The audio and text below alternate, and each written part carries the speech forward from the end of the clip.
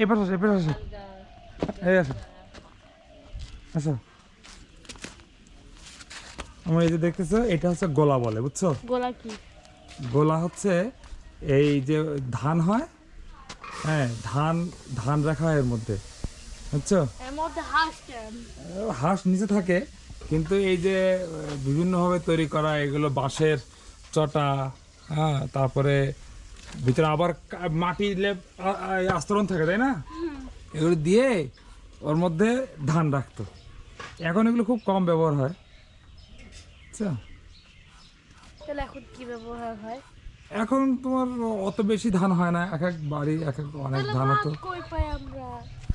এখন সব বিক্রি হয়ে যায় আর এখন সংরক্ষণের জন্য গোডাউন আছে আরও অনেক অনেক মাধ্যম আছে হ্যাঁ বস্তায় বস্তায় রাখে এই জন্য আগে যারা এক এক এটা তো ছোটো গোলা অনেক বড় বড় গোলা হতো বুঝছো যত বাড়ি যার বাড়ি যত যে কটা গোলা সে তত বড় লোক কে কত বড় লোক এটা নির্ভর করতে হচ্ছে কার বাড়িতে কয়টা গোলা আছে বুঝছো এখন তো ধানের মধ্যে না